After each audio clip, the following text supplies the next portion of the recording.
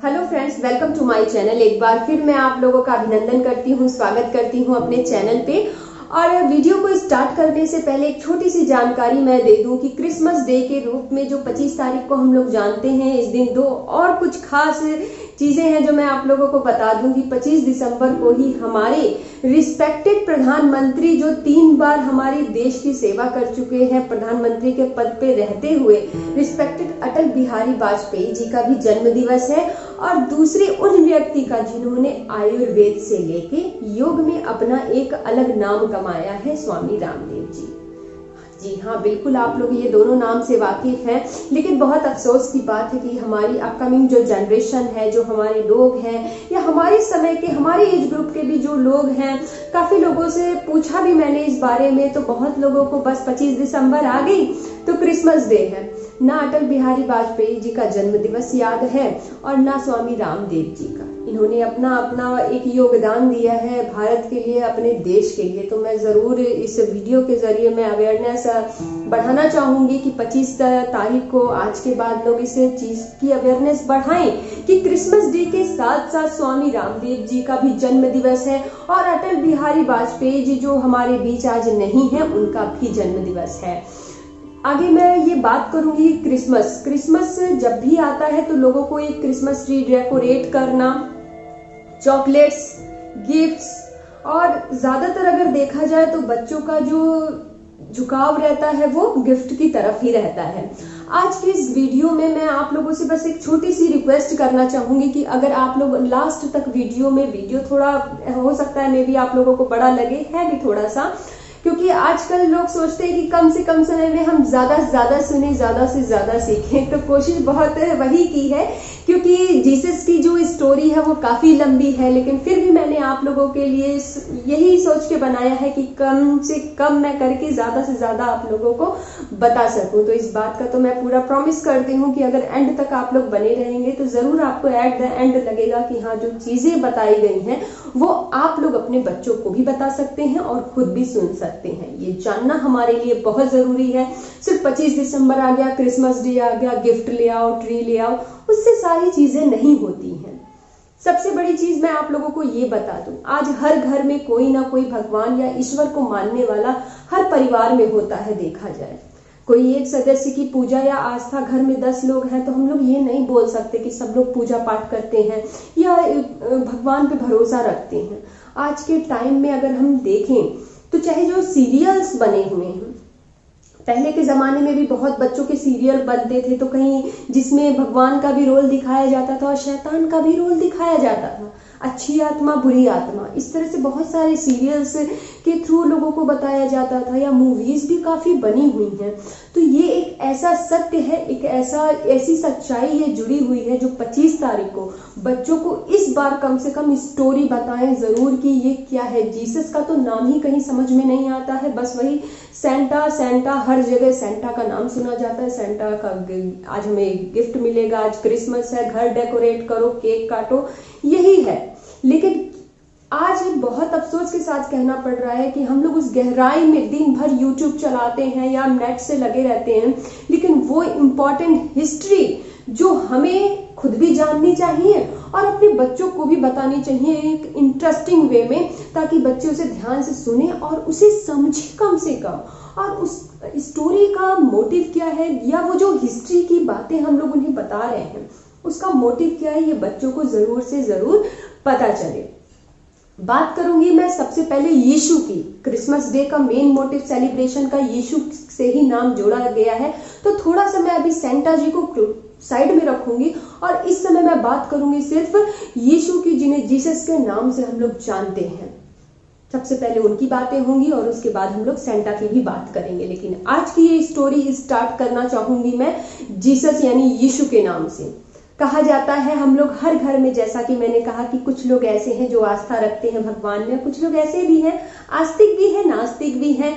संसार है, दुनिया है, सबका अपना मन और सबका अपना विचार है, कोई उसमें दिक्कत की बात नहीं है। सबसे बड़ी बात यह है कि हमें हमारे कर्म को, ये चीज मैंने एक और वीडियो में बोली है और ये लाइफ में भी है कहीं ना कहीं, कि आप अपने कर्म को सही रखें, बाकी सब कुछ पूजा वहीं पे हो जाती है। कोई उसमें भगवान, किसी ने ये नहीं बोला है कि आप 10 अगरबत्ती दिखाओ, सुबह शाम कपूर जलाओ तो भगवान खुश रहेंगे, ऐसा बिल्कुल नहीं है।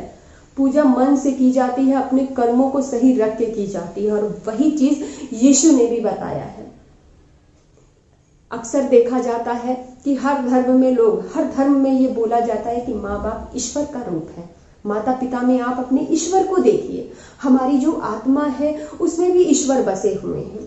तो बस यीशु की कहानी वहीं से शुरू हो जाती है। कहा जाता है कि कई सौ साल पहले, बहुत साल पहले, जब रोम साम्राज्य में देखा गया था कि वही, जैसे मैंने कहा कि हर सीरियल और टीवी में जो दिखाया जाता है ना कहीं से सच्चाई है हमारे जीवन के लिए। कुछ अच्छे इंसान, कुछ बुरे इंसान, कुछ देवी देवता, कुछ शैतान, तो वो लगा हुआ रहता है। आप लोगों ने काफी फेमस सीरियल भी है इसमें बने हुए हैं, जो नाम याद नहीं आ रहे हैं अभी, लेकिन बहुत सीरियल ऐसे बेस हैं जो गॉड और भगवान और शैतान से रिलेट करते हैं। यीशु की भी कहानी इसी तरह की है।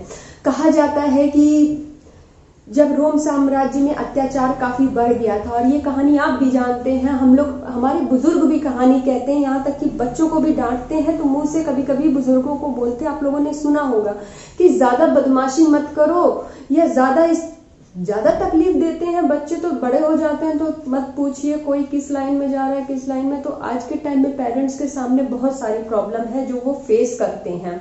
तो कहा जाता है कि पाप का घड़ा जब भी भरा है तो कोई ना कोई धरती पे भगवान का रूप लेके जरूर उतरा है।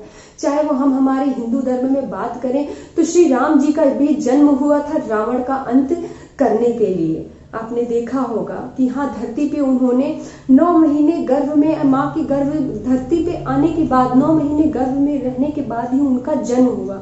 क्योंकि ऐसा कहा जाता है कि अगर धरती पे उतरना है, चाहे वो भगवान भी है, तो वो जो 9 महीने का समय होता है वो सबके लिए है, चाहे वो भगवान है या वो कोई भी है। देवी दुर्गा की अगर बात की जाए तो वो भी 9 महीने गुफा में रह के तब बाहर निकली थी। तो ये जो 9 महीने का ड्यूरेशन है वो सबके साथ है। तो वही चीज यीशु के साथ भी हुई। रोम के साम्राज्य में जब अत्याचार बहुत ज्यादा बढ़ने लगा तो भगवान को, जब ऊपर वाले को, ये कहानी है जो मैंने पढ़ी है, जो बाइबल में भी दी रखी है, हर जगह देखिए आप सुनिएगा तो कई जगह स्टोरी दी रखी है, सब अलग अलग, कहीं कुछ कहीं कुछ, लेकिन ये स्टोरी बिल्कुल रियल बेस्ड पे है, जो मैंने काफी कुछ देख के, सुन के और उसके बाद ऑब्जर्व करके तब ये स्टोरी क्रिएट की है, ताकि पब्लिक में सही बात और सही चीज पहुंचे। तो इसको खुद मैंने वेरीफाई किया है काफी टाइम तक, उसके बाद मैं आज यहाँ आप लोग के सामने शेयर कर रही हूँ। तो कहा जाता है रोम साम्राज्य के भी अत्याचार जब जरूरत से ज्यादा बढ़ गए, लोगों को मारना पीटना, ये तो तब के, जब देश आजाद नहीं हुआ था तो भी अत्याचार किया जाता था। तो वही चीज है कि उस समय जो यहूदी धर्म के लोग थे उनके ऊपर रोम साम्राज्य का जो राजा था हेरोदस, वो उसका अत्याचार काफी बढ़ चुका था उस टाइम पे। तो कहा जाता है कि उसी समय उस साम्राज्य में एक लेडी रहती थी जिनका नाम था मरियम और यूसुफ का नाम आप लोगों ने सुना होगा, जो यीशु के माता पिता के रूप में जाने जाते हैं। कहा जाता है कि एक दिन या तो आप उसे स्वप्न मानिए, जगह जगह हर चीज अलग अलग बताई गई है, लेकिन अक्सर अगर जो रियल स्टोरी है देखी जाए तो यही कहा जाता है कि मरियम के सामने बिल्कुल साक्षात स्वर्ग से कुछ देवदूत, बहुत सारे देवदूत हालांकि होते हैं, तो उनमें से एक देवदूत भगवान ने नीचे भेजा कि हाँ, आप संदेश लेके मरियम के पास जाओ कि मरियम के ही गर्भ से यीशु का जन्म होगा, जो भगवान का पुत्र होगा। जैसा कि हम लोगों ने कहा कि हमारे अंदर ईश्वर का वास होता है, लेकिन इस बार उन्होंने कहा कि नहीं, इस बार मैं खुद अपने पुत्र को अपने रूप में नीचे धरती पे भेजूंगा इस अत्याचार का अंत करने के लिए। तो जब स्वर्ग के दूत नीचे उतरे और उन्होंने मरियम के पास वो गया और उन्होंने उनसे पूछा, क्योंकि कहीं ना कहीं से उनकी हाँ, मरियम की हाँ भी जरूरी थी कि वो इस आशीष को, इस आशीर्वाद को स्वीकार, भगवान के दिए गए प्रसाद को ग्रहण करना चाहेंगी कि नहीं। हालांकि सुन के जब स्वर्ग के दूत उतरे और उन्होंने ये बातें रखी कि आपके गर्भ से ही यीशु का जन्म होगा, तो उन्हें अजीब लगा कि हाँ, ये कैसे पॉसिबल होगा, क्योंकि अभी मरियम की शादी तक भी नहीं हुई थी, बस चुना गया था यूसुफ से, उनकी शादी की बात चल रही थी। तो थोड़ा सरप्राइज वो हुई कि ये कैसे होगा। लेकिन जब उन्होंने ये बोला, स्वर्ग के दूत ने उन्हें ये बातें बताई कि मुझे भगवान ने भेजा है और ये जो बच्चा जन्म लेगा ये आगे चल के पूरे देश का राजा कहा जाएगा और इसे मसीहा के रूप में आप लोग जानेंगे और सबकी तकलीफों का अंत होगा, पाप का नाश होगा, ऐसा बोला जाता है। कहा जाता है मरियम ने इस आज्ञा को स्वीकार किया और ये बोला कि ये तो भगवान का प्रसाद है, तो इसे मैं ग्रहण करने से कैसे मना करूंगी। बाद में जब बात आई, यूसुफ को ये चीजें पता चली कि हाँ, मरियम गर्भवती है, तो उसे थोड़ा अजीब लगा। गांव में भी पूरा शोर हो गया कि हाँ, हालांकि ये आप लोग जानते हैं कि गलत बातें कितनी जल्दी फैलती हैं, वो आज के टाइम में भी आप ले लीजिए। तो जो छोटा सा गांव था वहाँ पूरी बातें फैल गई कि हाँ, मरियम के साथ इस तरह से हुआ है कि मतलब अभी शादी भी नहीं हुई है और एक बच्चे को जन्म देने वाली है मरियम। तो वहाँ पे यूसुफ ने भी लोगों के बात में आ गए कि हाँ, गांव वाले ऐसे कह रहे हैं, क्या ये सच है। इस बात को वो पूछने के लिए मरियम के यहाँ जाते ज़रूर हैं, लेकिन उसी रात उनको भी सपने में वो देवदूत आते हैं और उनको कहते हैं कि मरियम बिल्कुल सच्ची और सही है और जिस बच्चे का जन्म होने वाला है वो एक भगवान का आशीर्वाद है जो इस तरह से जन्म लेगा और आगे चल के लोग उसे मसीहा के नाम पे जानेंगे और ये जितने भी अत्याचार हो रहे हैं ये सारे कम होंगे और ख़त्म होंगे। तो इस बात को स्वीकार करते हुए यूसुफ क्या करते हैं कि मरियम से शादी के लिए राज़ी हो जाते हैं। मरियम से शादी के लिए जैसे वो राज़ी होते हैं, तो जैसा कि मैंने अभी आप लोगों को हेरोदेस जो रोम साम्राज्य का राजा थे उनके बारे में मैंने बताया कि वही उस समय वहाँ के राजा थे जिनका अत्याचार काफ़ी बढ़ गया था। जिस समय मरियम के गर्भ में यीशु थे तो उस समय ये बोला जाता है कि जनगणना जो आबादी थी वहाँ की जनगणना करने का टाइम आ गया था। तो जब जनगणना का समय हुआ तो सबको अपने अपने देश जो राजा ने आज्ञा दी कि जो जिस देश का निवासी है वो वहां जाए। जब तक ये जनगणना की जो आबादी की गिनती, जनगणना जब तक खत्म नहीं हो जाती, सब लोग जाके अपने नाम का दाखिला करवाएं अपने अपने जगह, अपने अपने जन्मभूमि पे जाके। तब ये लोग मरियम और यूसुफ एक कहानी की तरह सुनिए, काफ़ी अच्छा लगेगा, काफ़ी कुछ सीखने को मिलेगा अगर आप लोग ध्यान से सुनेंगे तो।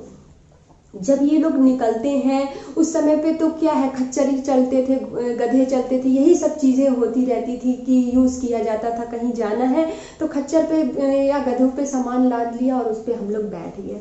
तो ठीक वही काम ये लोग भी करते हैं। यूसुफ और मरियम दोनों लोग निकल पड़ते हैं, कहाँ के लिए? बेतलहम के लिए। ये जगह आप लोगों ने सुनी होगी कि यरूशलेम के बेतलहम की ही वो लोग रहने वाले थे और रातों रात वो लोग निकल पड़ते हैं जनगणना होते समय कि हाँ, हम लोग भी अपना नाम का दाखिला करा लें, जैसा कि राजा ने, हेरोदेस ने आज्ञा दी।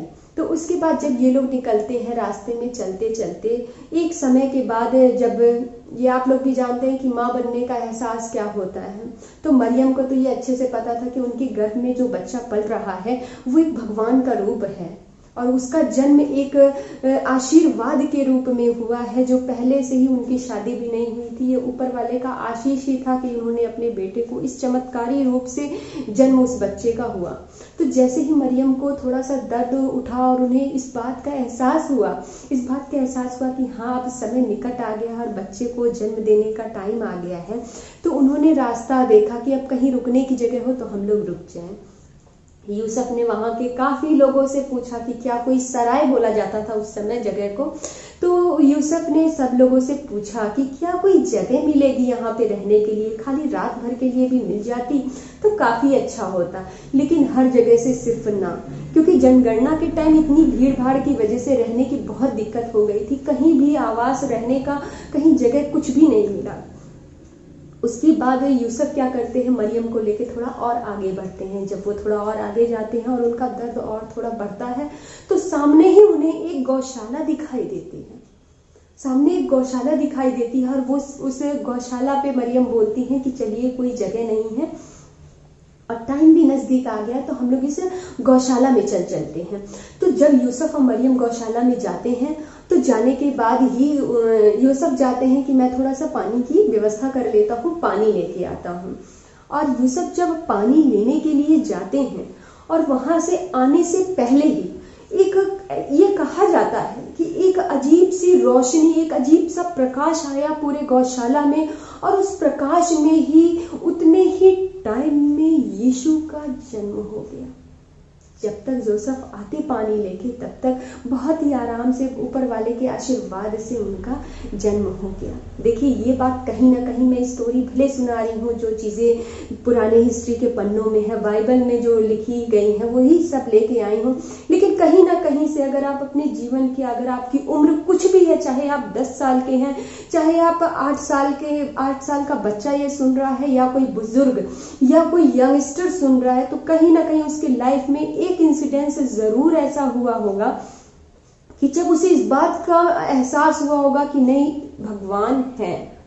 कभी कभी हमारे लाइफ में कुछ ऐसा, जब सारी आशाएं मिट जाती हैं, मन एकदम निराश हो जाता है, बहुत सारे गलत कदम भी लोग उठा देते हैं निराश होने पे, लेकिन कभी ना कभी लोगों के साथ एक इंसिडेंस जरूर ऐसा होता होगा कि लोगों को जरूर भरोसा होता होगा कि हाँ ऊपर वाला है, भगवान है। तो वही चीज यहाँ पे जो चमत्कार हुआ, जो दिखा कि हाँ एक प्रकाश की रोशनी आई और यीशु का जन्म बहुत ही आराम से हो गया। उसके बाद एक सफेद कपड़े में, मरियम ने एक सफेद कपड़े में उनको लपेटा, और जो घास थी, क्योंकि गौशाला थी तो जो घास की एक चरनी बोला जाता था उसको तब के टाइम में, तो उन्होंने क्या किया, तब के टाइम में बच्चे को, यीशु को यानी बच्चे को सफेद कपड़े में लपेट के उस घास की चरनी पे लिटा दिया। यीशु नाम कैसे पड़ा, यीशु नाम बोला जाता है, कहीं कहीं कहा जाता है कि मरियम को ही स्वर्ग के देवदूत ने बोला, और कहीं कहीं बोला जाता है यूसुफ को ये बात बताई कि स्वर्गदूत ने कि जब भी बच्चा जन्म लेगा तो उसका नाम यीशु रखना। तो माता ने उनका नाम सबसे पहले यीशु रखा।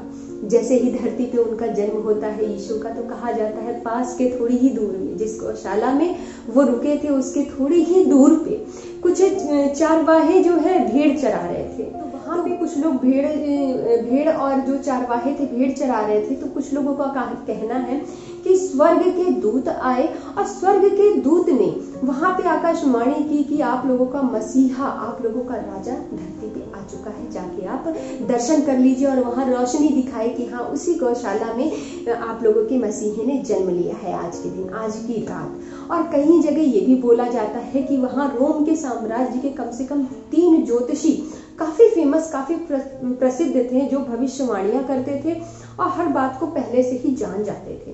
कहा जाता है एक तारा आता है, ये भी भ्रम है लोगों का, या इसे भ्रम बोलिए या अपनी आस्था मानिए।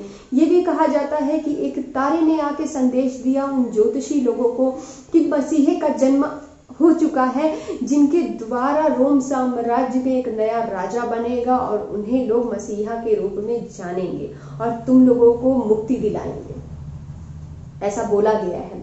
तो आप लोगों ने देखा होगा कि जब भी क्रिसमस का सेलिब्रेशन होता है, क्रिसमस का सेलिब्रेशन अगर किया जाता है तो उसमें जो क्रिसमस का एक पेड़ होता है उसमें स्टार की एक अलग भूमिका होती है। उसे अलग अलग चीजों से, अब तो मार्केट में न जाने क्या क्या लोगों ने बना दिया है डेकोरेट करने के लिए, लेकिन सबसे पहले सिर्फ उस पे जो डेकोरेशन होती थी सिर्फ स्टार की वैल्यू की जाती थी, स्टार के बारे में ही बताया जाता है। ये थी कहानी, यीशु का जन्म कैसे हुआ वो मैंने बताया। इसके बाद धीरे धीरे आगे चल के यीशु जब 12 साल के हुए तो कहा जाता है कि वो यरूशलेम में एक बहुत ही खूबसूरत धर्मस्थल था, तो वहां उनके माता पिता उन्हें दर्शन कराने के लिए लेके जा रहे थे, लेकिन कहा जाता है वहां पहुंचने से पहले ही वो रास्ते में कहीं गुम गए, और घूमने के बाद ठीक 2 से 3 दिन बाद वो फिर उसी धर्मस्थल पे ही उन लोगों को मिले।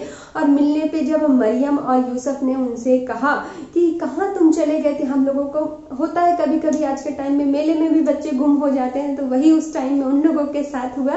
तो जब उन लोगों के माता पिता ने पूछा तो वहां पे उस समय उन्होंने ये बात बोली यीशु ने कि कि मैं तो यहाँ आप लोगों के साथ रहने नहीं, मैं तो यहाँ पे भगवान का उपदेश देने के लिए आया हूँ। भगवान ने मुझे, जो ऊपर वाले ईश्वर ने मुझे जो काम दिया है, जो परमपिता परमेश्वर ने मुझे किसी काम, किसी उद्देश्य के लिए भेजा है, वो पूरा करने के लिए आया हूँ।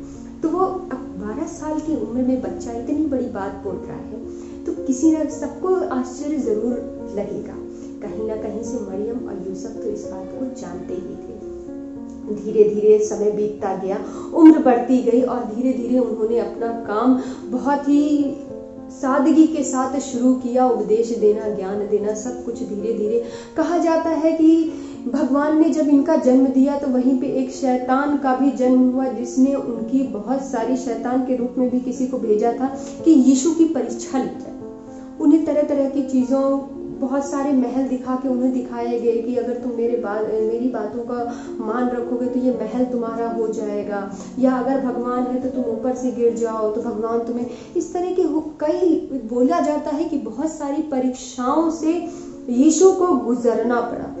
बार बार जो ये शैतान की बात हम लोग कर रहे हैं, कहा जाता है शैतान भी स्वर्ग के ही दूत थे, लेकिन लोभ, लालच, माया के चलते उन्हें शैतान के रूप में बदल दिया गया और उन्होंने शैतान का रूप ले लिया।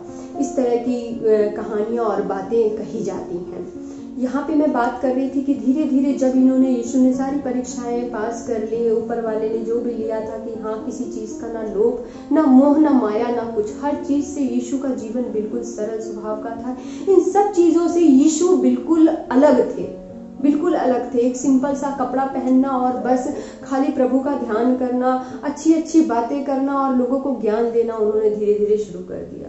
उसके बाद 25 से लेकर 30 की उम्र में जैसे जैसे वो पहुंचे, फिर धीरे धीरे उन्होंने उपदेश देने की शुरुआत की और उपदेश देने के साथ ही 12 शिष्यों का अभिनंदन किया, जिसमें से याकूब, यूहन्ना, बहुत सारे लोग थे, लेकिन सबसे मेन उसमें एक थे जिन्होंने उनका बहुत साथ दिया, जिनका नाम शिमोन था। शिमोन को यीशु ने अपनी तरफ से पतरस का नाम दिया था, पतरस के नाम से वो जाने जाते थे। शिमोन नाम से कम बोला जाता था उन्हें, यीशु ने जो नाम दिया था पतरस का, उसी से लोग जानते थे। तो इन 12 लोगों का उन्होंने एक अभिनंदन करके इन लोगों को, अपने शिष्य को बनाया और अपनी जो भी ज्ञान की बातें थी कि हाँ किस तरह, वो ज्ञान की बातें क्या थी वो आप भी जानते हैं। कहीं ना कहीं यीशु का ये कहना था कि जब भी वो भीड़ देखते थे तो वो कुछ ना कुछ उदाहरण देते थे। जब भी वो देख लेते थे कि हाँ यहाँ भीड़ जमा हुई है, 50-40 लोग हैं, तो वो कुछ बातों को ना उदाहरण के तौर पे लोगों के सामने रखते थे। उससे क्या होता था, एक दिन उनसे पूछा गया कि आप जब भीड़ देखते हैं तो आप ऐसे उदाहरण में क्यों बात करते हैं। तो उन्होंने यहाँ पे जवाब दिया कि उदाहरण के रूप में मैं इसलिए बात करता हूँ कि कुछ देखते हुए भी लोग देखना नहीं चाहते, सुनते हुए लोग सुनना नहीं चाहते। तो वही चीज है आज की डेट में भी कि सच्चाई या बहुत चीजों से लोग अवेयर होते हुए भी कहीं ना कहीं से गलती हमसे आपसे हो ही जाती है, हमसे आपसे गलती हो ही जाती है। तो यही कारण दिया कि यही कारण है कि मैं उदाहरण के तौर पे तुम लोगों को ये चीजें समझाने की कोशिश करता हूँ। लोगों को ज्ञान देते देते, अपने शिष्यों को ज्ञान देते देते वो कभी किसी जगह, कभी किसी जगह, कभी किसी जगह उनका आना जाना लगा रहता था और धीरे धीरे लोगों में उनका विश्वास बढ़ता चला गया। एक दिन एक जगह वो गए जहाँ वो धर्मस्थल पे गए। धर्मस्थल से जब वो निकले तो निकलते समय उन्होंने देखा कि छोटे छोटे बच्चे हैं और लोग भी हैं। तो वहाँ उन्होंने फिर एक उदाहरण शुरू कर दिया, वो मुझे बहुत पसंद आया, तो मैंने सोचा कि आप लोगों से भी शेयर कर दूं। वहां पे उन्होंने एक बीज की तुलना की है, बीज की तुलना एक परमेश्वर से की है कि एक, मान लीजिए कि एक मनुष्य था जो बीज बोने के लिए जा रहा था।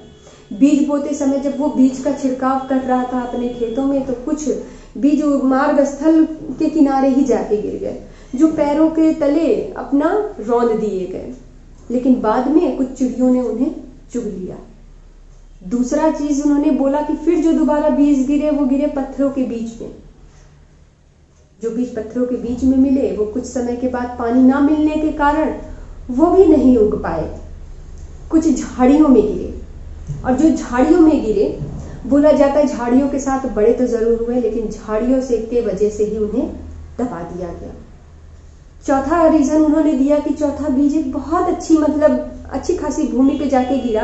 तो जब उस भूमि पे गिरा तो वहाँ काफी अच्छी फसल हुई, फल हुआ, पौधा हुआ, सब कुछ हुआ 2 गुना 3 गुना ज्यादा। जब लोगों ने उनसे पूछा इस उदाहरण का मतलब क्या है, तो उन्होंने बड़ी खूबसूरती के साथ समझाया कि उस उदाहरण का मतलब है, मान लो ये बीज है और ये बीज परमात्मा का ही स्वरूप है। कभी कभी ऐसा होता है, जो उन्होंने पहला एग्जाम्पल दिया कि हाँ, मार्ग में जो बीज गिरे हुए थे उसकी तुलना उन्होंने उस इंसान से की कि कभी कभी क्या होता है, जैसे हम लोग अपने में ही लेके एग्जाम्पल सोचते हैं और समझते हैं कि हम ही लोग क्या होते हैं कि कभी कभी ऊपर वाले की बात समझते हैं, कुछ अच्छी बातें अगर कोई हमें समझाता है तो हम समझते जरूर हैं, लेकिन उसको कुछ समय के लिए अपने दिमाग में रखते हैं और फिर भूल जाते हैं।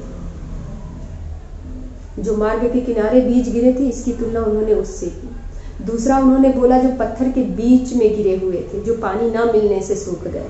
तो उन्होंने कहा कुछ लोग तो बड़े धर्म की बातें बहुत मन से सुनते हैं और कुछ समय तक उनके दिमाग में रहती है, लेकिन फिर कहीं ना कहीं से उसकी जड़ें मजबूत ना होने के कारण वो वहीं टूट जाती है, गिर जाती है। अगला उन्होंने एग्जाम्पल दिया था कि झाड़ियों के दबने की वजह से। अगला एग्जाम्पल उन्होंने यही दिया कि कुछ लोग धर्म की बातें सुनते हैं, गुनते हैं, समझते हैं और एक समय तक उसे मानते भी हैं, लेकिन एक समय के बाद फिर उन्हें उनकी शक्ति क्षीण हो जाती है और वो फिर अपना गलत रास्ता अपना लेते हैं। लास्ट जो चौथा एग्जाम्पल उन्होंने दिया, वो दिया कि ये उन लोगों के लिए जो धर्म की बातें और अच्छी अच्छी बातें, कुछ लोगों को तो अच्छी अच्छी बातें आज के टाइम में, मतलब बच्चों को तो भाषण लगती है और बहुत से लोगों को अच्छी बातें सुनने का नहीं है। अगर आप ज्यादा बोलिएगा तो लोग बोलेंगे कि अरे हमको सिखाया जा रहा है। तो ये आज का नहीं है, ये पुराने सालों साल कहानी ये चली आ रही है। तो जो उन्होंने चौथा एग्जाम्पल दिया, वो उसकी तुलना उन्होंने उससे की कि वो इंसान जो अच्छी बातों को या धर्म की बातों को सुनता है, समझता है और उसे अपने जीवन में खुशी खुशी अपना लेता है, खुशी खुशी अपना लेता है, तो वो आगे बढ़ के जिस तरह से उस भूमि पर बहुत अच्छे अच्छे पौधे हुए, बहुत 2 गुना 3 गुना फल, उसी तरह उसके भी जीवन में उस तरह का फल उसे प्राप्त होता है। जितनी आस्था और जितनी श्रद्धा से वो सुनता है और अपने जीवन को एक सही राह पे ले जाता है। तो ये थी उनकी जन्म की कहानी सुना दी मैंने, उनकी मिडिल की कहानी सुना दी कि देते। अब ये कहानी, ये जो उदाहरण था, ये उनका एक समझाने का तरीका था। इसके बाद मैं आपको ये चीजें बता दूं कि बहुत सारी ऐसी इस बीच में, इस दौरान बहुत सारे कहा जाता है कि वो चमत्कार क्या, उनके मतलब वाणी में ही आशीर्वाद था। अगर वो कह देते थे कि मैं कहता हूं कि ये ऐसे हो जाए, तो वो चीजें हो जाती थी।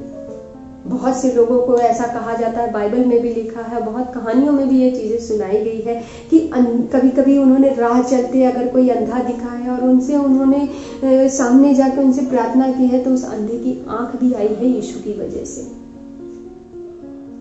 अगर बहुत किसी को कोढ़ वगैरह हो गया कई सालों से, उसको उससे मुक्ति नहीं मिल रही है, तो वो भी इन्होंने दिलाई है। बहुत से ऐसे इंसिडेंट्स। एक और कहानी इसमें कहा जाता है कि जब वो रास्ते से जा रहे थे, तो एक जो विधवा औरत थी वो काफी रो रही थी किस लिए, क्योंकि उसका बेटा मर गया होता है। तो जब वो उसका बिलखना देखते तो उनका दिल पूरा दर्द से भर आता है और वो जाके उस लाश के पास वो सिर्फ इतना कहते हैं कि मैं कहता हूं कि तू उठ के बैठ जा।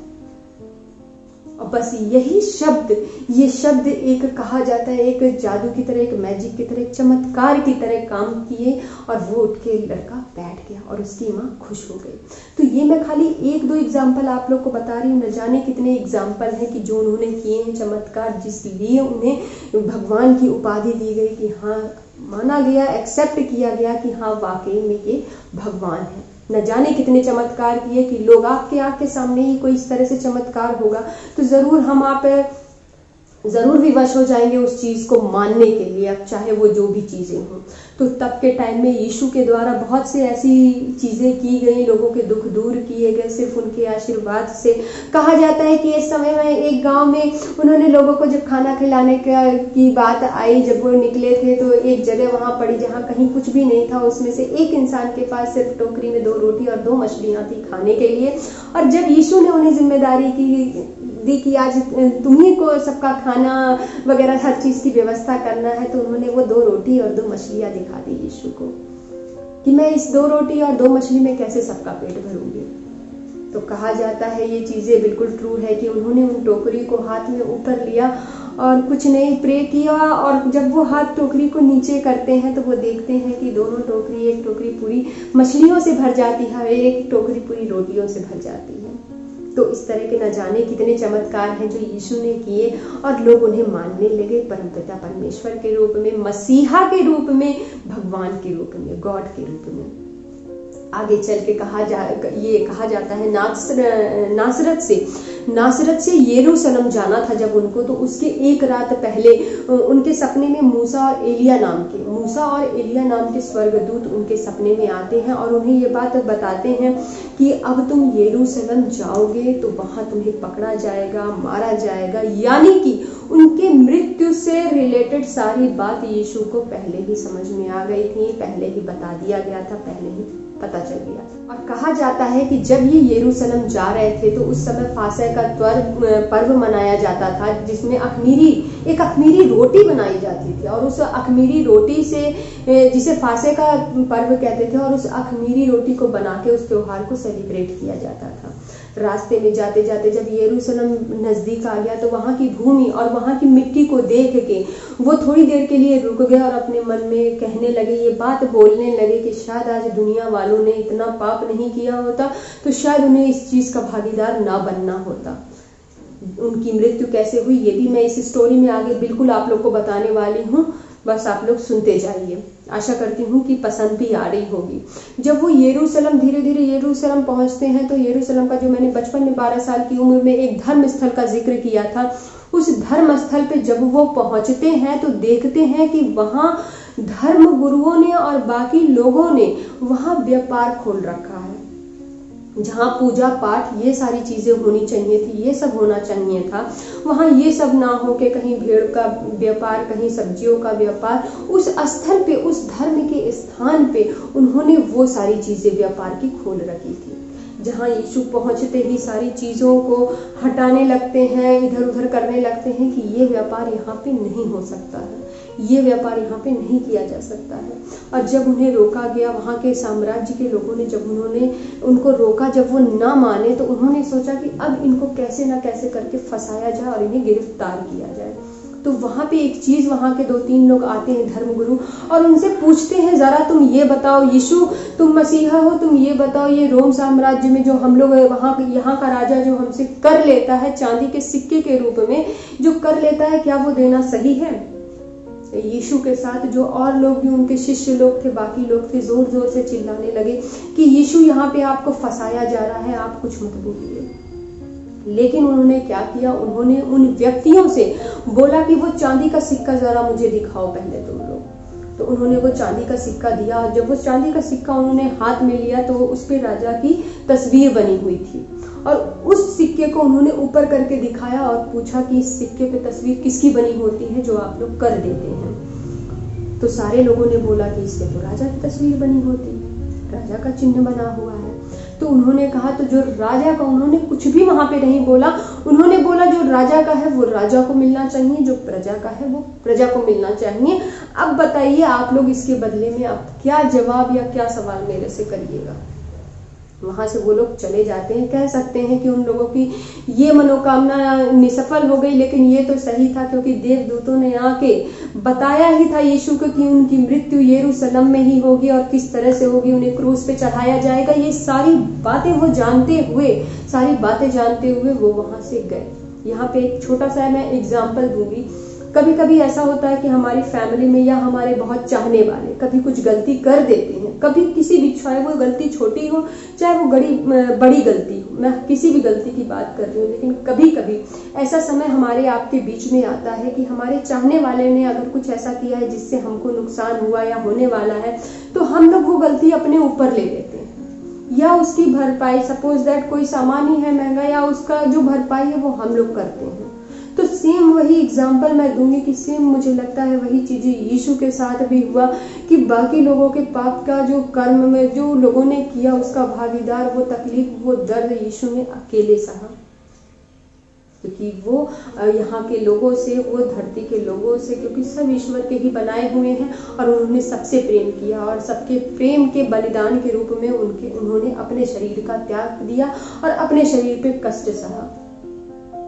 यहाँ से जो मैं बोलूंगी, यहाँ से शुरुआत होती है। उन्होंने जो संघर्ष किया, उनकी मृत्यु की कहानी यहाँ से शुरू होगी। यीशु जी की मृत्यु की कहानी उनकी कुछ इस तरह की है कि जब वो यरूशलेम पहुंच गया और ये जो धर्मस्थल वाली कहानी मैंने बताई और वहां पे ये लोग उन्हें फंसाने में निसफल हो गए, तो उसके बाद जो मैंने बोला था कि त्योहार आ गया था, जो अख़मीरी रोटी का त्योहार होता है, तो वो जब शुरू हुआ तो सारा खाना वहाँ के लोगों ने, कुछ लोग थे वहाँ, परोसा गया, रखा गया। लेकिन वो जो रोटी थी, उस रोटी को लेते ही उन्होंने बोला ये बात कि जब तक मैं मेरा सपना था कि मैं इस त्योहार की रोटी आप लोगों के साथ खाऊं, लेकिन जब तक ये धरती पे जन्म लेने का उद्देश्य और मेरा काम पूरा नहीं होगा, तब तक ये रोटी मैं नहीं खाऊंगा।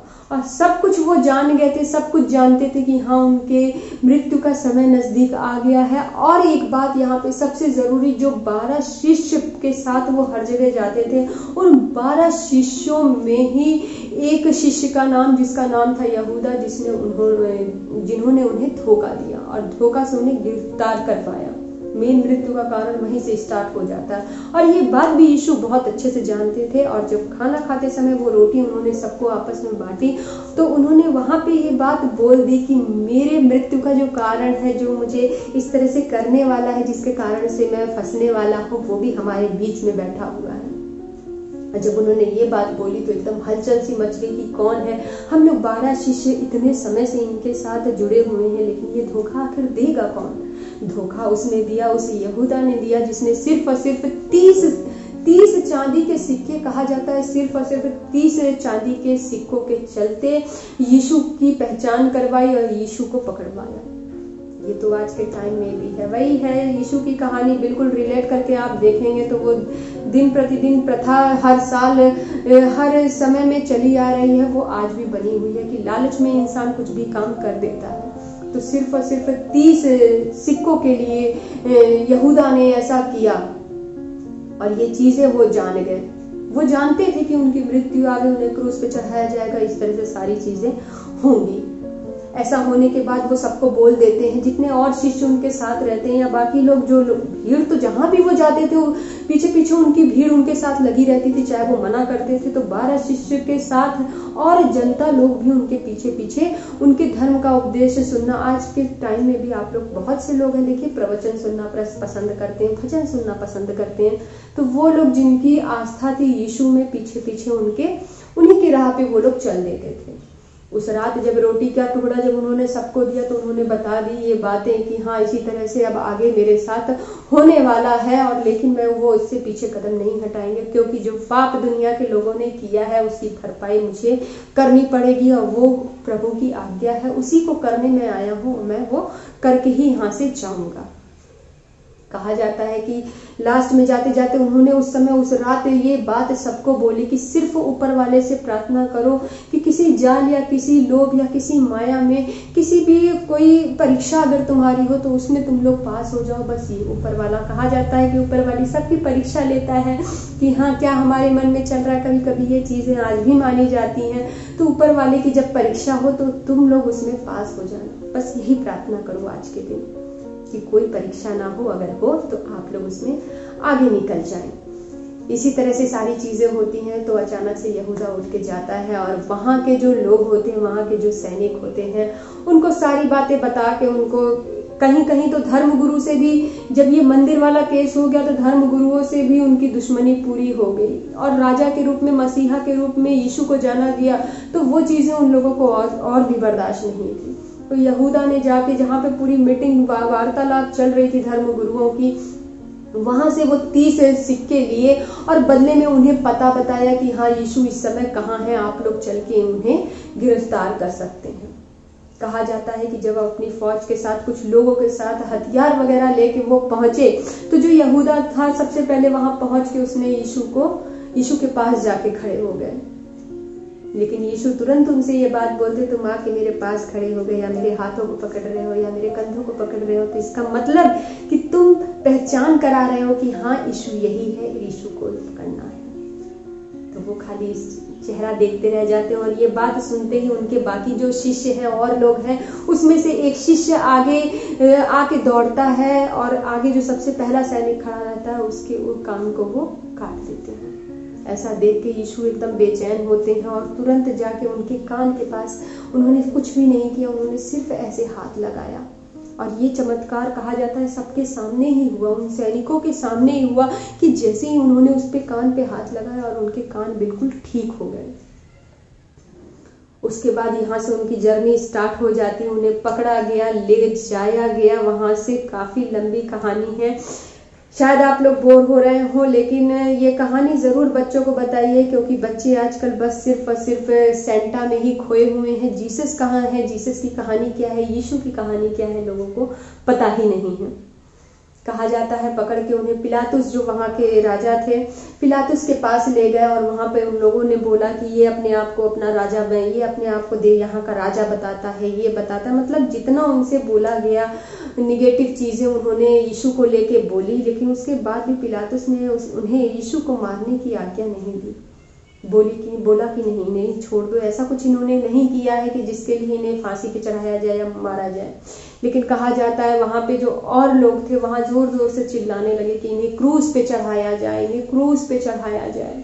तब के टाइम में तो लोगों की बात से सहमत होते हुए उन्होंने बोला कि पिलातुस ने आदेश दिया कि इनको लेके आप लोग हेरोदस के पास जाइए, उनसे, क्योंकि ये उन्हीं के प्रांत के हैं तो सारा डिसीजन वही लेंगे। जब वो हेरोदस के पास जाते हैं, उनके सामने सारी बातें होती हैं, तो काफी कोड़ों से उन्हें मारा जाता है, पीटा जाता है, काफी कुछ किया जाता है।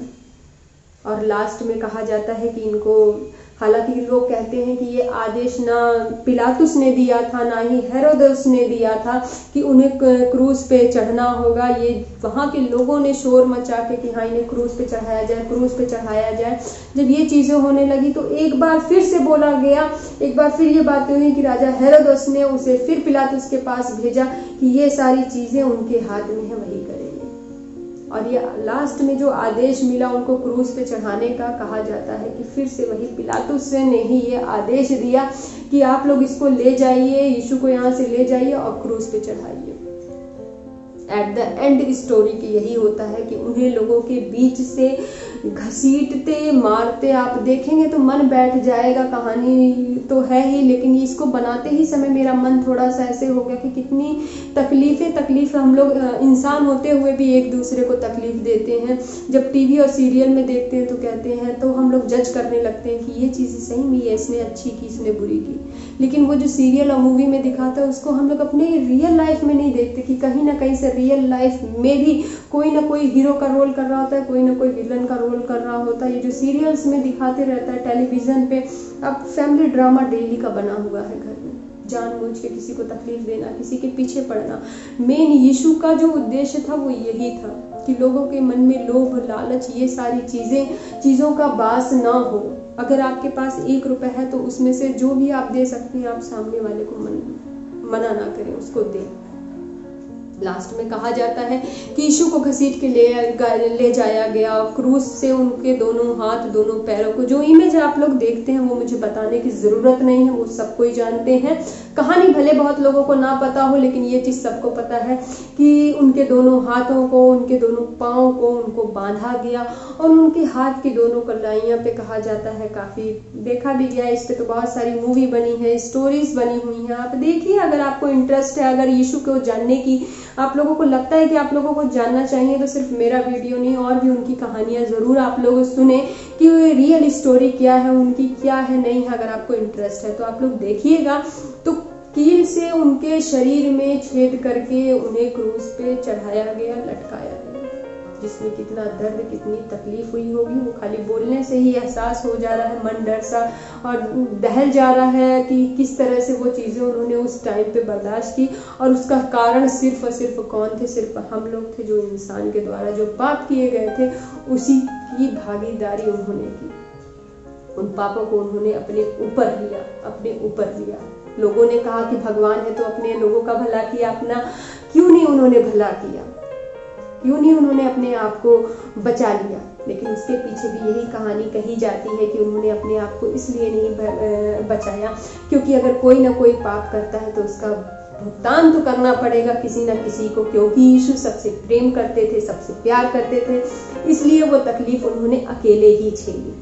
ये आप भी करेंगे। अगर आपका परिवार है, आप अपने परिवार से बहुत प्यार करते हैं, बहुत प्रेम करते हैं, तो कोई मुसीबत आएगी तो मैं पूरे दावे के साथ कह सकती हूँ कि ज़रूर, अगर घर में वो माँ है या माता है, पिता है, कोई भी है, तो वो ज़रूर खड़ा होगा कि हाँ, मेरे संतान पे दुख ना पहुँचे, वो सारा दुख मैं झेल जाऊँ। तो ये तो रियल स्टोरी है। तो वही चीज़ यीशु ने किया। यीशु का परिवार सिर्फ 2-4 लोगों के बीच नहीं था, उनका परिवार पूरा जो साम्राज्य था सभी को ही था, जिनकी पाप की भागीदारी, उनका सहन उन्होंने अकेले अपने शरीर पे, अपने बॉडी को दिया, अपने जो भी था उनको, जो तकलीफ उन्होंने, आज भी आप देखते होंगे, आप देखिए ना, आप देखेंगे तो मन कुछ मतलब शब्द ही नहीं मिल रहे हैं कि उन चीज़ों को कैसे मैं बोलूँ आप लोग के सामने, उसे आप लोग सिर्फ महसूस कर सकते हैं। उनकी मृत्यु के बाद कहा जाता है अगली सुबह वहाँ एक धर्मगुरु एक ऐसे थे, एक धर्मगुरु थे जो उनकी मृत्यु से सहमत नहीं थे कि उन्हें क्रूस पे चढ़ाया जाए, इस तरह से किया जाए। उसके बाद वो राजा पितुलस के पास जाते हैं और उनसे आग्रह करते हैं कि कम से कम जो उनका शव है वो दे दिया जाए और उसे हम लोग कब्र में अच्छे से रख सकें। उनकी तरफ से ये आज्ञा मिल जाती है। आज्ञा मिलने के बाद वो ले जाते हैं और कब्र में उनको रख देते हैं, उनके शव को। जब शव को रख दिया जाता है तो उनके बाकी शिष्य और कुछ लोग जो साम्राज्य के इधर उधर रहते हैं आते हैं देखने के लिए कि हाँ चले उनका कम से कम इसी तरह से हम लोग देख लें। लेकिन जब वो लोग सामान लेके चढ़ाने के लिए फूल पुष्प लेके जाते हैं कि हम लोग कर दे, तो वो लोग देखते हैं वो जो जिस गुफा में उनकी कब्र बनी हुई थी वहां से उनका शव ही गायब हुआ रहता है। वो जो पत्थर दरवाजे पे लगा रहता है वो पत्थर हट गया रहता है अपने आप से, और कहा जाता है यीशु जी वहां नहीं दिखते हैं। और ये बात यीशु ने ये बात भी बताई थी बाकी लोगों को, अपने शिष्य लोगों को, कि मैं मरूंगा नहीं, आत्मा कभी नहीं मरती है, शरीर मरता है, शरीर मिट्टी का बना हुआ है, शरीर मिट्टी में जाके जरूर मिल जाएगा, लेकिन आत्मा कभी नहीं मरती है। अगर मैं क्रूस पे चढ़ा के मैं मारा जाऊंगा, उसके ठीक 3 दिन बाद मैं फिर से जन्म लूंगा। ये बात यीशु ने बोली थी और उनको पता थी, क्योंकि ये सारी बातें स्वर्ग के दूतों ने पहले ही आकाशवाणी कर रखी थी और हर बात से यीशु वाकिफ थे। ऐसा नहीं था कि यीशु को पता नहीं था कि मेरे साथ इतने दर्द और इतनी तकलीफ भरा सलूक किया जाएगा, कोड़ों से मारा जाएगा या क्रूस पे चढ़ाया जाएगा। अचानक से जब उनके बाकी शिष्य रहते हैं उन्हें ढूंढते हैं कि कहाँ गए, तो कहा जाता है कि 3 दिन के बाद सबसे पहले जो उनके सबसे पास के थे, जिन्हें वो नाम दिया था, उन्होंने पतरस का नाम दिया था, शिमोन नाम था, और पतरस नाम दिया था यीशु ने, तो पतरस को ही सबसे पहले दिखाई दी। तो वही है, कहा जाता है आत्मा कभी नहीं मरती, ये सब लोग जानते हैं। तो ये थी यीशु की कहानी, उनके जन्म से लेके उन्होंने जिस तरह के उपदेश दिए, उससे लेके उनकी मृत्यु तक की पूरी कोशिश की है कि एक छोटी सी कहानी बना के आप लोग के सामने रखूं। आशा करती हूँ कि पसंद आई होगी, और जरूर बच्चों को सुनाइए कि ये सेंटा अलग चीज है, जीसस अलग चीज है। तो जीसस के बारे में इस 25 दिसंबर को उनको ये कहानी जरूर सिखाइए। यीशु का उद्देश्य का क्या था, ये मेन चीज उन्हें बताइए कि यीशु का उद्देश्य था कि हमें लोगों से, कहा जाता है, यीशु कहते हैं कि जब लोग घमंड करते हैं तो नरक की ओर जाते हैं, उन्हें नरक का दरवाजा उनके लिए खुला रहता है। लेकिन जब आप विनम्रता से किसी से बात करते हैं, आप नर्म दिल रख के किसी से बात करते हैं, या किसी के पापों को, अगर किसी ने गलती कर दी तो आज के डेट में लोग दिनों तक बात नहीं करते। आज के देखिए, अगर मैं कंपेयर करूं तो किसी ने कोई गलती कर दी तो लगता है कि मतलब हम कितने बड़े हैं, किसी को माफ कर देंगे तो क्या हो जाएगा। हर वीडियो में मैंने बोला है कि एक छोटा सा वर्ड सॉरी या एक हल्की सी स्माइल कुछ हो जाने पे भी बहुत कुछ दे जाती है। आप इस चीज को ऑब्जर्व करके देखिए कि किसी के साथ अगर कुछ हुआ है और आप उससे दूसरे दिन हंस के मिलते हैं तो एक मुस्कुराहट काफी होती है गिले शिकवों को दूर करने के लिए, चाहे वो परिवार में हो या फिर वो आपके वर्क प्लेस पे हो, मतलब घर से बाहर आप कहीं भी ले लीजिए। तो यीशु का सिद्धांत वही था। लोग माने या ना माने, आप लोग मानते किसको हैं, आप लोग आस्तिक हैं, नास्तिक हैं, कर्म पे भरोसा करते हैं, परमेश्वर पे भरोसा करते हैं, ये आपकी मर्जी है। मैंने तो सिर्फ एक वीडियो और एक सच्चाई अवेयर कराई है कि यीशु की कहानी क्या है, और बच्चे सीखें कि प्रेम क्या क्या होता है, भाव क्या होता है। अगर किसी ने कुछ कर दिया तो माफ करने में कोई दिक्कत नहीं है। अगर आपके पास 100 रुपए है, उसमें से अगर आप 10 रुपए या 20 रुपए 50 रुपए की किसी की मदद कर सकते हैं तो भी कोई बुराई नहीं है। यहाँ पे एक छोटी सी कहानी थी। यीशु जी जा रहे थे, धर्मस्थल पे जा रहे थे, तो वहां पे उन्होंने देखा एक बूढ़ी सी औरत थी जिसके पास सिर्फ और सिर्फ 2 दिनार थे, तांबे के, वो भी तांबे के। कहा जाता है आपके मन में क्या चल रहा है या कुछ भी हो रहा है यीशु को पता रहता था। तो वो जब 2 तांबे के दिनार उन्होंने वहां पे रखे तो वो तुरंत समझ गए कि हाँ, इस लेडीज के पास दूसरा कुछ भी नहीं है, ये अपनी पूरी संपत्ति दे रही है। तो वहां पे उन्होंने ज्ञान दिया कि तुम लोगों को पता है कि सबसे बड़ा दान करने वाला दानी कौन है यहाँ पे।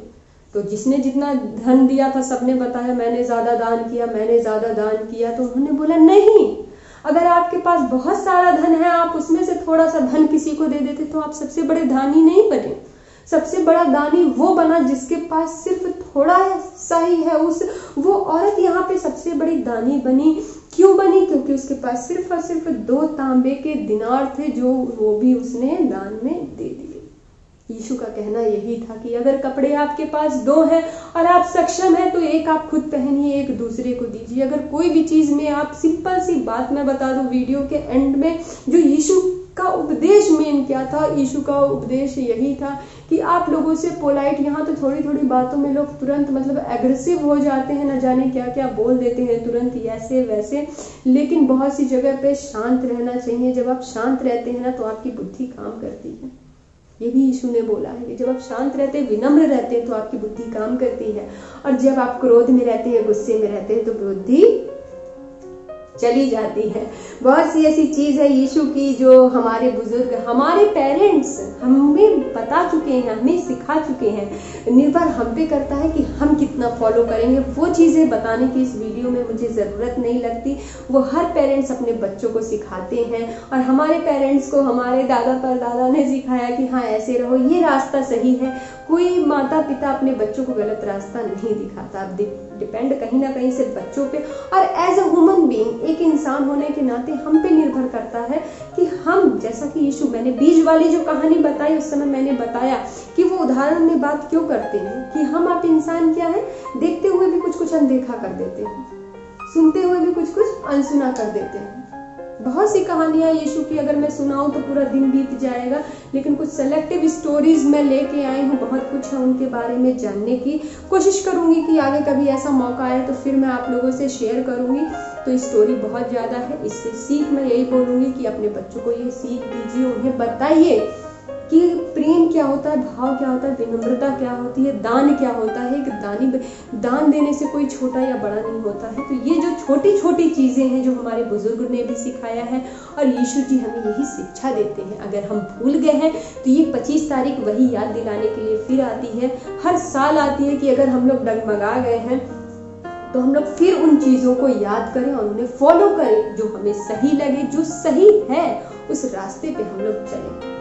अब एक छोटी सी कहानी, बस थोड़ा सा समय और लूंगी आप लोगों को। जो सेंटा बहुत फेमस वर्ड है, जो देखा जाए, जैसा कि मैंने कहा कि 25 तारीख को सिर्फ सेंटा का ही नाम ज्यादा सुनाई देता है। यीशु को तो लोग भूल गए हैं कि उनकी कहानी क्या है, उनका स्ट्रगल क्या है, उन्होंने संघर्ष क्या किया, और उन्होंने हमारे बीच उपदेश क्या वो दे के गए, या उनकी मृत्यु कैसे हुई, या उनका जन्म कितने चमत्कारिक रूप से हुआ। इन चीजों का ज्ञान हमारे बच्चों को है ही नहीं कि यीशु का जन्म धरती पे किस रूप में कैसे हुआ, किस आशीर्वाद, ऊपर वाले के आशीर्वाद से हुआ। तो यहाँ पे मैं सेंटा की बात करूंगी। सेंटा को लेके भी बहुत सारी स्टोरी है, जिसमें से मैं एक स्टोरी यहाँ पे शेयर करना चाहती हूँ। कहा जाता है कि सेंटा यीशु के मृत्यु के कम से कम 280 साल बाद उनका जन्म हुआ, लेकिन उन्हें रिलेट किया जाता है इसी 25 तारीख से। हालांकि बाइबल को देखें तो उसमें ये चीजें कही गई हैं कि ये भी बात कि कहीं क्लैरिटी नहीं दी गई है कि यीशु का जन्म 25 तारीख को ही हुआ। ये चीज कहीं क्लियर नहीं है कि इस डेट में उनका जन्म हुआ। पहली चीज। रही बात सेंटा की आने की, तो सेंटा के लिए ये कहानी, ये स्टोरी बताई गई है, ये चीजें लोगों के बीच में है। कहीं भी आप देखेंगे तो यही चीजें आपको मिलेंगी कि सेंटा एक ऐसे संत निकोलस नाम था इन व्यक्ति का, जो बहुत ही धनी और बहुत ही रईस माने जाते हैं।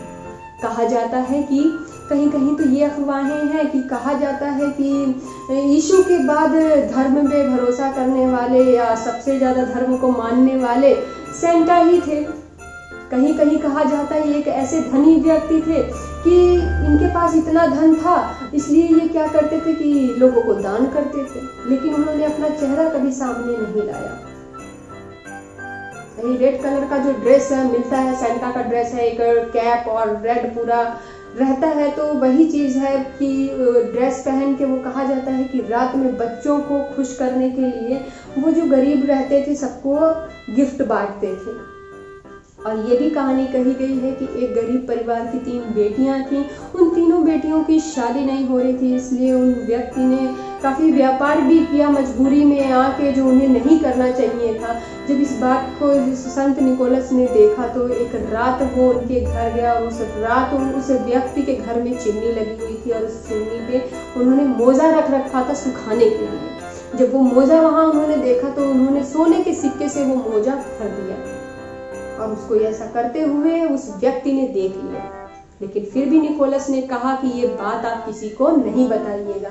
लेकिन धीरे धीरे करके ये चर्चाएं फैलने लगी कि हाँ, रात में एक संता आता है, संत निकोलस का नाम सेंटा पड़ गया। सेंटा आते हैं, गरीबों की मदद करते हैं, हेल्प करते हैं, बच्चों को खुश करते हैं। और इसका एक दूसरा हिस्सा भी मैं आप लोग के सामने रखूंगी जो मैंने ऑब्जर्व किया, देखा। कुछ लोगों को कहा जाता है कि सेंटा, जैसा कि मैंने अभी वीडियो के स्टार्ट में आप लोगों को बताया कि जो शैतान का जन्म हुआ वो भी स्वर्ग का ही दूत था, लेकिन कुछ गलतियों की वजह से अभिशापित होकर उन्हें शैतान बनना पड़ा। तो इसलिए शैतान को हमेशा के लिए खत्म भी नहीं किया जाता, क्योंकि आप लोग भी जानते हैं अगर स्वर्ग है, स्वर्ग के दूत है, तो उनको कभी नहीं मारा जा सकता। वो लोग आत्माएं हैं और आत्मा अमर होती हैं, ये बातें हम लोग बहुत अच्छे से जानते हैं। तो कहा जाता है कि ये शैतान का ही एक रूप है। सेंटा जो है शैतान के रूप में भी लोगों को बताया जाता है, लेकिन जो शैतान है वो बच्चों से बड़ा प्यार करते हैं। ये एक स्टोरी है इसके पीछे कि वो बच्चों से बहुत प्यार करते हैं।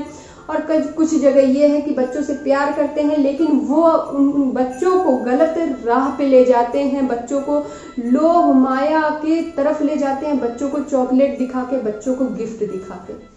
तो ये मैं आपके ऊपर छोड़ती हूँ, ये आपके ऊपर निर्भर करता है कि आप किस बात पे भरोसा करते हैं, सेंटा के भगवान होने पे कि हाँ नहीं, एक अच्छे व्यक्ति होने के कि जो गरीबों की मदद करते हैं, या फिर दूसरी तरफ वो रूप शैतान का कि जो कहीं ना कहीं से बच्चों को गुमराह कर रहे हैं, बच्चों को गिफ्ट का लालच, बच्चों को चॉकलेट। देखिए हमारे बच्चों के लिए क्या है, हमारी अगर मैं अपनी बात बोलूं तो हम लोग अपने बच्चों को कभी ये चीज नहीं बोलते कि बर्थडे आएगा या क्रिसमस आएगा तो गिफ्ट लिया जाएगा। ये तो एक क्रेज बन गया है, अदरवाइज कुछ नहीं।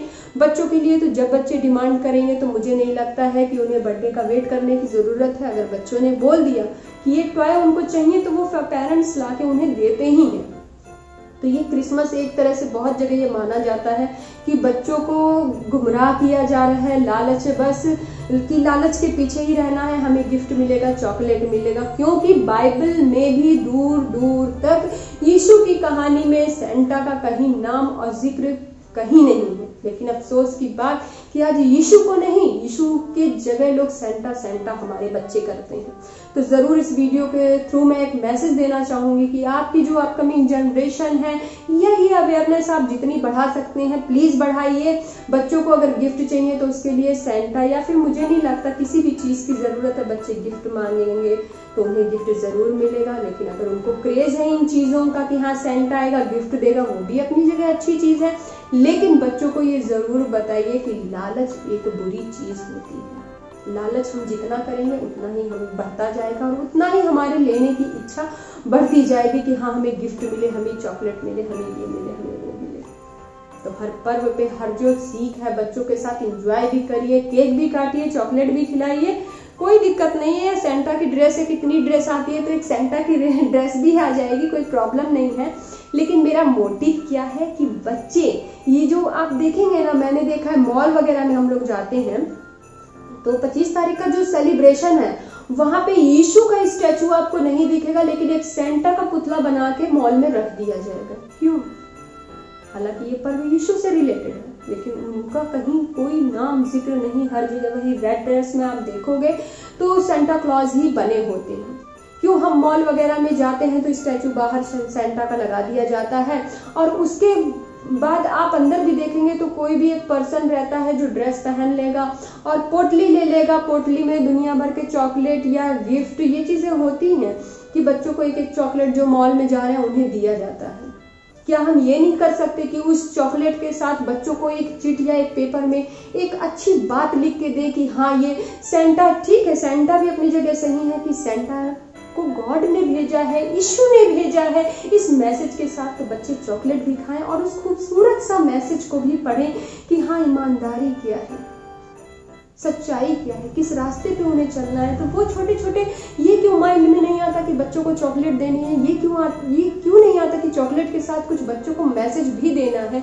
देखिए बच्चे जो है कम एज के बहुत नॉर्मल, बहुत सॉफ्ट हार्टेड होते हैं, एकदम उनकी जो किताब होती है बिल्कुल खुली होती है, कच्ची मिट्टी के जैसे वो होते हैं। आप अचानक से बच्चों को बदलिएगा तो बच्चे नहीं बदलेंगे, ये मेरा भी एक्सपीरियंस कहता है कि एक एज के बाद आप बच्चों को बदलिएगा ना तो बच्चे कभी नहीं चेंज होंगे। कि आप सोचिए कि अचानक से बच्चा 12 या 15 साल के बाद चेंज हो जाए, तो ऐसा नहीं है। बच्चे की जो स्टार्टिंग सीख होती है, जो स्टार्टिंग की पेरेंटिंग हम लोग करते हैं, वो बहुत मदद करती है बच्चे के आगे बढ़ने में और उसके बड़े होने के बाद उसके स्वभाव में। तो ये मैं ज़रूर मैसेज दूंगी कि इस क्रिसमस डे पे आप लोग क्रिसमस में यीशु जी की कहानी बताइए, और सेंटा से अगर बच्चे खुश होते हैं तो कोई दिक्कत नहीं है, बच्चों की खुशी भी ज़रूरी है, लेकिन उस सेंटा के जो चॉकलेट या उस गिफ्ट है तो उस गिफ्ट के बॉक्स में या उस चॉकलेट के रैपर के साथ यीशु का जो बाइबल में हम लोगों ने पढ़ा है और यीशु की जो कहानियां हैं, जो उनके उपदेश हैं, वो ज़रूर एक मैसेज जो बच्चे छोटे छोटे रहते हैं तो उनको तभी से देना स्टार्ट करेंगे कि हाँ ये गॉड का मैसेज है। तो बच्चे इतने सॉफ्ट हार्टेड, इतने साफ दिल के होते हैं, वो तुरंत मान जाएंगे कि हाँ ये मैसेज आया, ये चीज़ हमें माननी चाहिए। ये नहीं कि बच्चा 15 साल या 10 साल या 12 साल का बच्चा 10 साल का हो जाता है तो आप उसको बोलोगे तो वो नहीं मानेगा, ये नहीं मानेगा। ये मैं अपना पर्सनल एक्सपीरियंस बता रही हूँ, नथिंग एल्स। तो ये चीज़ें ज़रूर करिए बच्चे। बचपन से ही 25 दिसंबर क्रिसमस सेलिब्रेट किया जाता है, प्ले स्कूल से लेके हर स्कूल कॉलेजेस में, लेकिन अफसोस की बात है कि यीशु का मैसेज उस चॉकलेट के साथ नहीं दिया जाता। तो आशा रखती हूँ, उम्मीद करती हूँ कि ये वीडियो काफ़ी मोटिवेटेड रहा होगा आप लोग के लिए। इस वीडियो को बनाने का पर्पस सिर्फ और सिर्फ यही था मेरा कि बच्चों को सही राह दिखाई जाए, बच्चों को सही चीज़ों से अवेयर कराया जाए कि ये 25 दिसंबर एक्चुअली में सेलिब्रेशन का मेन मकसद क्या है, मेन पर्पस क्या है। सिर्फ सेंटा और ये सितारे और तारे तक ही लोग सीमित ना रहें, यीशु की जो सही और सच्ची कहानी है उसको लोग जानें। इस आशा के साथ उम्मीद करती हूँ कि आगे भी आप लोग का साथ बना रहेगा, और वीडियो अगर पसंद आया हो तो वीडियो को ज़रूर से ज़रूर लाइक करें, शेयर करें, और चैनल पे अगर नए हैं तो सब्सक्राइब करें। लास्ट में एक बार फिर क्रिसमस डे की आप लोगों को ढेर सारी शुभकामनाएं। और अगर बच्चे भी सुन रहे हैं तो नाराज़ नहीं होइएगा कि मैं क्या बोल रही हूँ, ये बिल्कुल ट्रू है। मैं बच्चों को भी मैसेज दूंगी कि आप लोग बिल्कुल चॉकलेट खाइए, लेकिन आप लोगों को जो मैसेज मिलेगा उसको भी आप लोग ज़रूर अपने पेरेंट्स की बात मानिएगा और उसको फॉलो करिएगा। और ज़रूर अपने पेरेंट्स से अगर नहीं बता रहे हैं तो तब तक पूछते रहिए पेरेंट्स से कि हाँ मम्मा या हाँ पापा, ये चॉकलेट तो आपने दी है सेंटा ने, लेकिन ये यीशु जी की कहानी क्या है। तो यीशु की कहानी भी जानिए, जानिए कि मरियम कौन है, जानिए कि यूसुफ कौन है, जानिए कि यीशु का जन्म कैसे हुआ, किस मैजिकली ये चीज़ें सुनने में इतनी अच्छी स्टोरी, और बच्चों के लिए तो इतने अच्छे मतलब सब बना रखे हैं कार्टून वगैरह ना। ज़रूर बच्चों को, ये मैं रिक्वेस्ट करूँगी कि बच्चों को ज़रूर दिखाइएगा। इसी के साथ मैं आप लोगों से मिलती हूँ अपने अगले वीडियो में। Thank you so much.